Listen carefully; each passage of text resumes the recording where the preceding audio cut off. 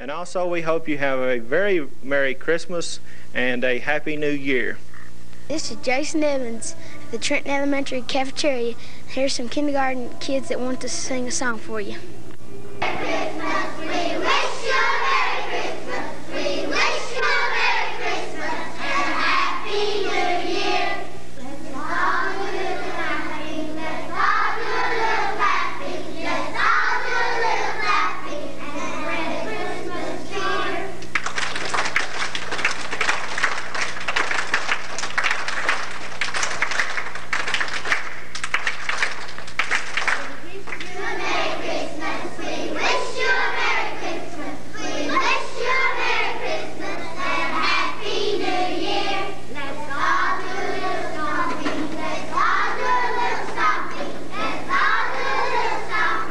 a Merry Christmas cheer.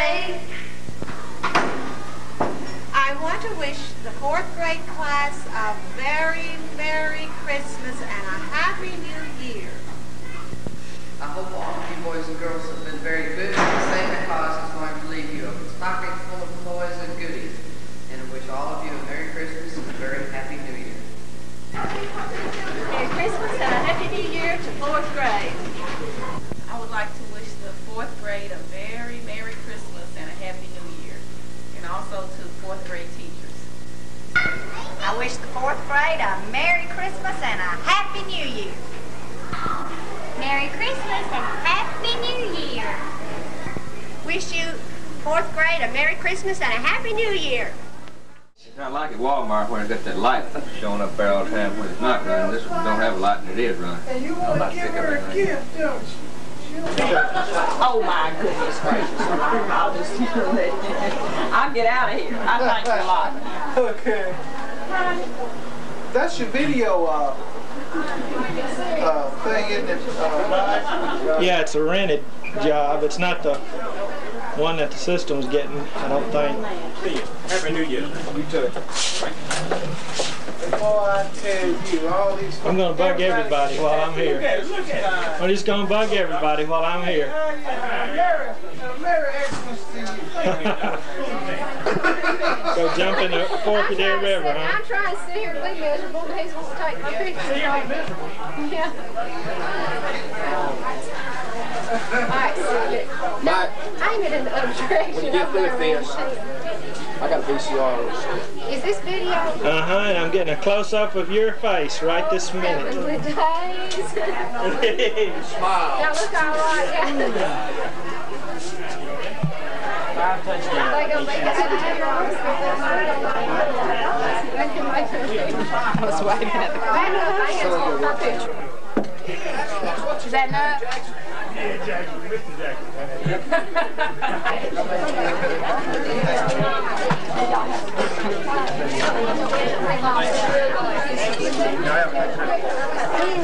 You know, like Good Housekeeping approved, this is Dr. Moore approved. You said that. No, I was not questioning.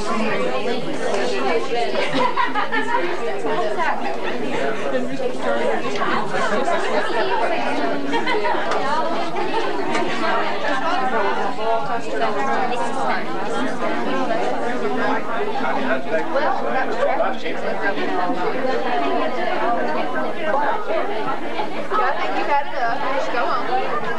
Y'all really outdid yourself this time. Y'all really got the spirit.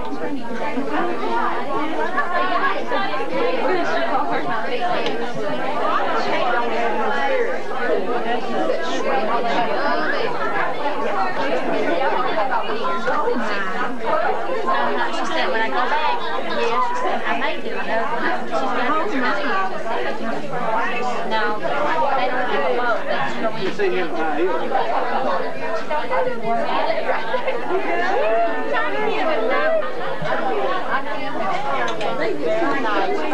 Hope you have a good holiday. She'd come back. I was afraid I was late. There's nothing to do but stand here and try to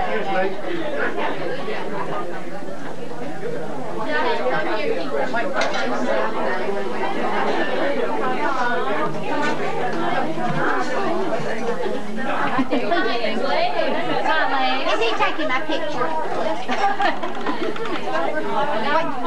He's taking a picture. Bye, Peggy. As soon as she gets through, we're going. What's he doing, Ann? What else? I've been posed here with this pecan. It's a moving thing. It has a flash here. Look kind of wait for the flash. I think you just sat there and held me. Yeah. Carol, that's what I want for Christmas. If you can get me one. When do we You have any more questions? Oh, come on. What channel are you from? WBBJ.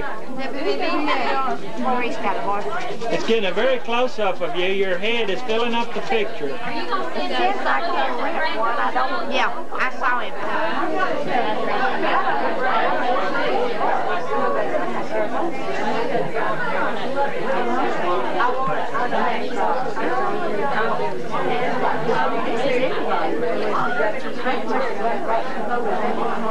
Mayor, down to the funeral, and from the funeral on to there. Hey, what coat? Down there, that's right. No. I guess he's gonna take my picture. You know, I hadn't even thought about it when she brought it up. Oh, no, man. They're supposed to be back down. He's getting Oh, Lord. I hope I don't have to write this X. No. Merry You're going in the Christmas. dark, I can't see you now. Gosh, you're getting uptown with that movie camera. Merry Christmas. Goodbye.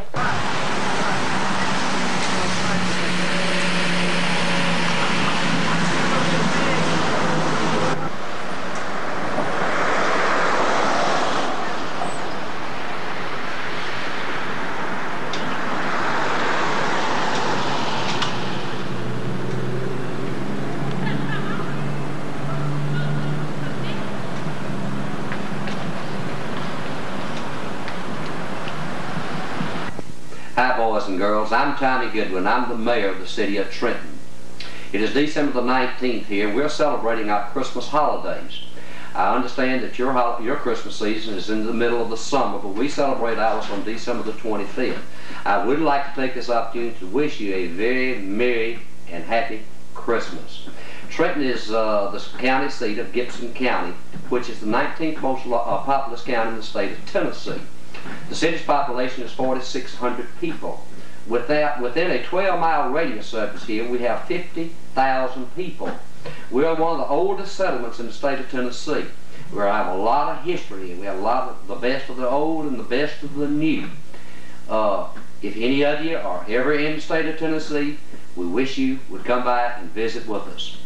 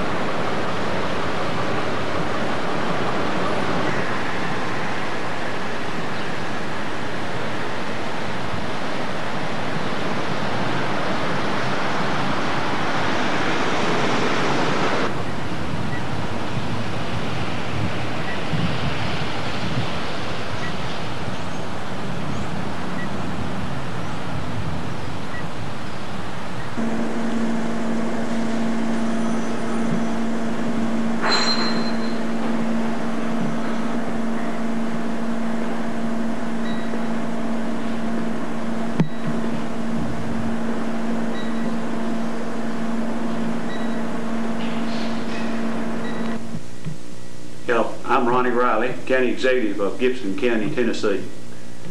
Gibson County, Tennessee is located in the central portion of the western part of the state, approximately centered between the Mississippi River and the Tennessee River.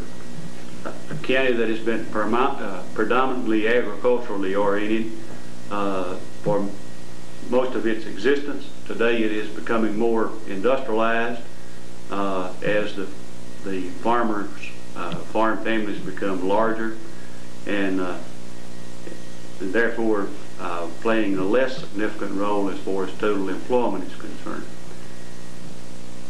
We're a county of about 50,000 population, and are governed by a county commission form of government that is representative of the people through reinforcement that gives each of the commissioners equal number representation of an equal number of people. I appreciate the opportunity to speak to this group of students who are working close with the people here in Tennessee, and I appreciate the opportunity to speak a little bit on behalf of Gibson County. Thank you.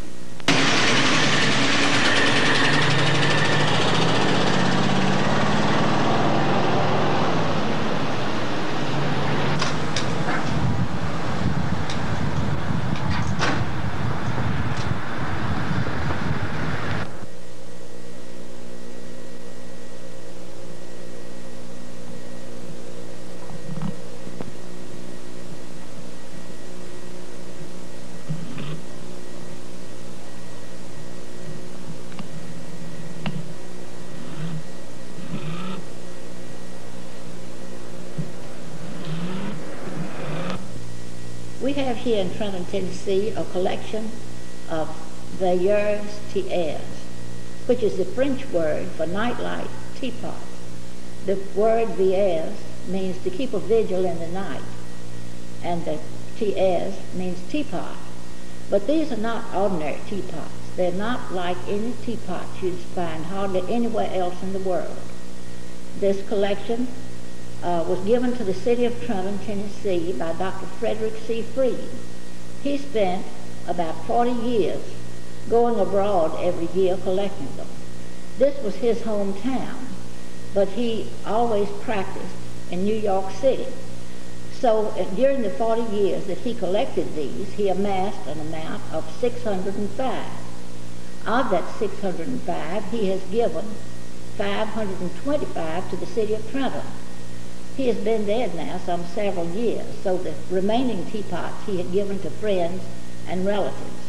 They're most unusual because while some of them do not look like a teapot at all, there are different kinds, and they are in all types, sizes, and shapes.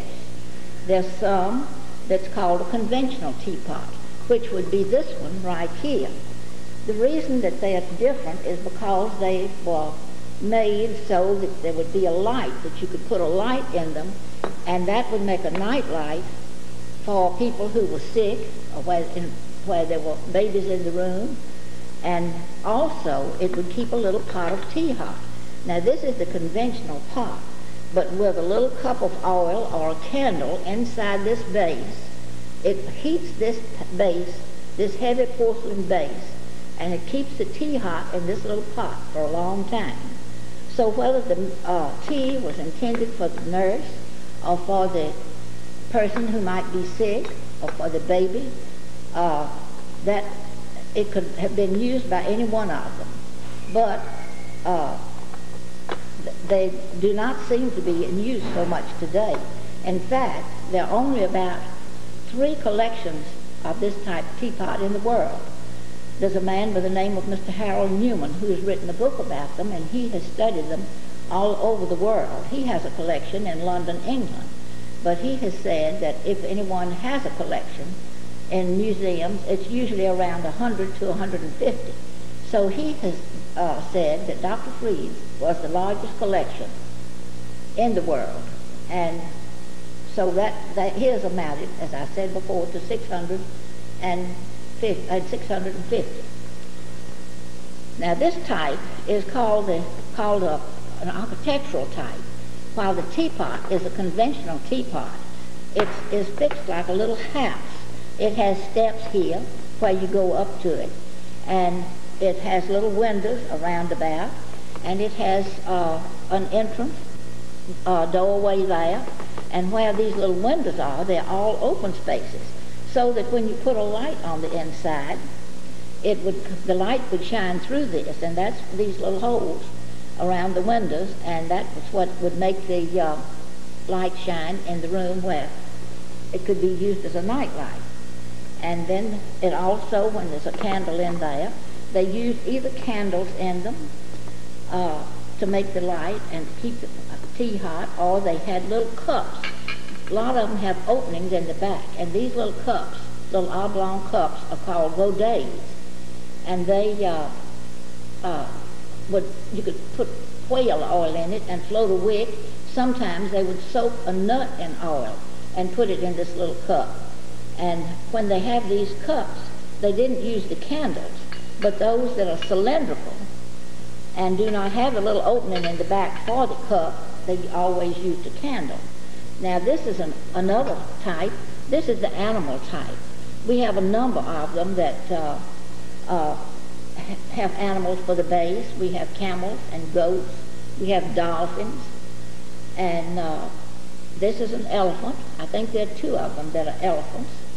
And this little pot lifts off, and it also has the weighted base, and the trimming on it is most unusual. It seems that the artisans of Europe all vied with each other to see which ones could make the most ornate ones. They are in the form of all kinds of different personages. Now this one, so many people think that these that are figurines are also just a figurine, but it is also a teapot. See, his base is left, and he lifts off in the center, so he has this weighted base up here underneath where it would keep the tea hot. And this is the spout. This is the spout that comes through the cup that's in his hand. The tea is put in through his hat up here and made in there, brewed in there, and then when you pour it, you pick it up, and the tea would pour through that cup in his hand. It's a little bit unusual. We have personages in the form of duchesses. There are any number of them that are made by the same molds, but the coloring is all different, who looks like a duchess. And then we have some that are religious figures, and then we have swashbuckling buccaneers, and any and all types of personages. And the one who made the most interesting and the most perfect teapots was a man by the name of Jacob Petty. He lived in France, and he was known as at that time as the most interesting and the one that made the prettiest of these teapots. His designs are almost all unique and most unusual. And Dr. Freed said that in collecting them, they were the ones that were always the ones that he wanted to get the most. Dr. Freed had lived here as a young man, and before he went away to school to study medicine, and this was his home for a number of years. So as he grew older, his brother asked him what he intended to do with these teapots, and he told them that he supposed that he would leave them to the Metropolitan Museum of Art. But he said, well, had you ever thought about leaving them to your own hometown? And he said, well, he hadn't really thought about it, but he liked the idea. So he didn't wait till he died. He started sending them that year to the city of Trenton, and they are now housed in the city hall. And they make a beautiful display in here. They have been written up in numerous magazines, and we have a number of visitors, even though our town is small. We have from 3,000 to 5,000 visitors every year that comes to see them. And those that come, if they aren't from too far away, always send others back, because when you ask a person if they've seen our teapots, they say, well, if you've seen one teapot, you've seen them all. But these are not the type of teapot that you see on everybody's table. In fact, they are very, very rare, and the antique dealers all over Europe and all over the different countries of the world knew Dr. Freed, and when they would get one in, they would send him a picture of it, and he would have them hold it till he came and could buy it. He traveled abroad every year for about 6 weeks, and that's what he did. He would hire a limousine and a chauffeur and go about among the antique shops, seeing what they had found for him, so that it's almost impossible to buy them now. And we feel like that we are very fortunate here in the city of Trenton, Tennessee, for having this wonderful collection. And we hope that all of you who have not seen it will come to see it sometime. With 525 housed in one room, with cases all down the sides of 2 walls and across one end, it really makes an interesting sight to see. So we hope you'll come see it sometime.